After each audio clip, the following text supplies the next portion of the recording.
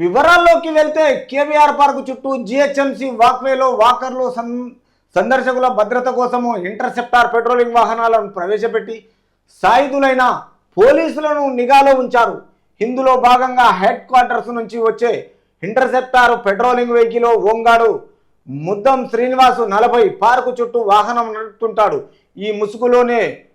వాక్వేలోకే వచ్చే ప్రేమ జంటలు యువతి యువకులను లక్ష్యంగా చేసుకొని వీరు ఎక్కడి నుంచి వచ్చారు, మీ స్నేహం గురించి మీ తల్లిదండ్రులకు తెలుసా, వారి ఫోన్ నంబర్లు ఇవ్వండి అంటూ బెదిరించేవాడు. మే 6వ తేదీన రోడ్డు నంబర్ 45 వైపు బాలకృష్ణ ఇంటి ఎదురుగా వాక్వేలో యువతి యువకులు కూర్చోగా వారి వద్దకు వెళ్ళి మిమ్మల్ని పోలీసులకు పట్టిస్తానంటూ బెదిరించి 5,000 ఇవ్వాలని డిమాండ్ చేశాడు. తన వద్ద అంత డబ్బు లేదని ఆ యువకుడు ఏడుస్తుండగా ఏటీఎం కార్డు ఉంటే డ్రా చేద్దామంటూ తీసుకువెళ్ళడానికి యత్నిస్తుండగా ఆ యువకుడు భయముతో పారిపోతుండగా అప్పుడే వచ్చిన పెట్రోలింగ్ పోలీసులు అడ్డుకొని ఏం జరిగిందని ప్రశ్నించారు. అంటే ఒక జంట అక్కడ పార్కుకు కలిసి మాట్లాడుకుంటూ అక్కడ ఏదైనా స్నాక్స్ తినుకుంటూ వాళ్ళు కొన్ని కాలక్షేపానికి వస్తే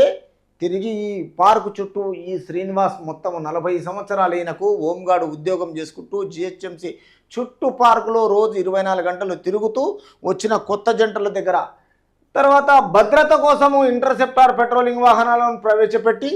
ఇలాంటి అక్రమాలు చేస్తున్నారు. తర్వాత మీ స్నేహం గురించి మీ తల్లిదండ్రులకు తెలుసా, మీ తల్లిదండ్రుల ఫోన్ నెంబర్ ఇస్తారా, మీ బ్రదర్లకు ఇస్తారా, మీరు ఎక్కడ చదువుకుంటున్నారు, ఏం చేస్తున్నారు, అసలు పోయి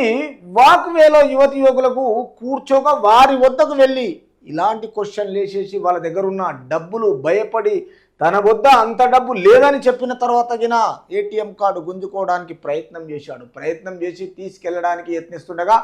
ఆ యువకుడు భయముతో పారిపోతుంటేనే అక్కడ లోకల్లా పెట్రోలింగ్ వెహికల్ వచ్చింది, పోలీస్ వెహికల్ వచ్చి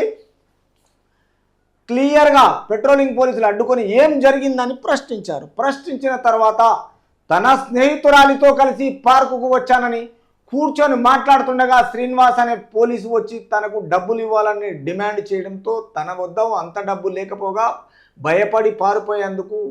యత్నిస్తున్నాడని చెప్పాడు. అంటే పోలీసులు అక్కడి నుంచి వచ్చిన తర్వాత పెట్రోలింగ్ వాహనంలో అసలు ఎందుకు నువ్వు పారిపోతున్నావు, అసలు ఏంటి సంగతి, ఇది ఏమైందని వాళ్ళు అడగ, సార్ నేను నా ఫ్రెండ్ ఇద్దరం కలిసి మేము ఇక్కడ పార్కుకు వచ్చాము,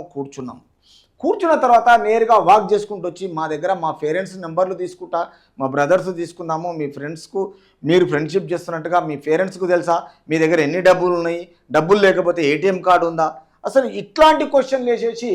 అందరినీ డబ్బులు ఇవ్వాలని డిమాండ్ చేయడంతో ఈ శ్రీనివాసు కరెక్ట్గా భయపెట్టించి పారిపోయేందుకు యత్నిస్తున్నాడని చెప్పాడు. ఎవరు ఆ అబ్బాయి. బాధితుడు ఫిర్యాదు మేరకు బంజారాహిల్స్ పోలీసులు బొంగాడు శ్రీనివాస్పై దోపిడీ కేసును నమోదు చేశారు. యువతి యువకులు కూర్చొని మాట్లాడుకుంటుంటే వారి వివరాలను ఎప్పటికప్పుడు తన దృష్టికి తెచ్చేలా శ్రీనివాస్ బ్రోకర్ను కూడా నియమించుకున్నాడు. చూసావా, ఎక్కడ ఎవరు కూర్చుంటే, ఎవరు కమ్జోరుగా కనిపిస్తే, ఎవరు అబ్బాయి వాళ్ళ ఫేస్ వాల్యూని చూసి వాళ్ళ స్టామినాను చూసి భయపట్టించే ఒక బ్రోకర్ను గిన చుట్టుపక్కల తయారు చేసుకొని ఆ బ్రోకర్ ద్వారా ఇతనికి ఇన్ఫర్మేషన్ ఇచ్చేసి వాళ్ళను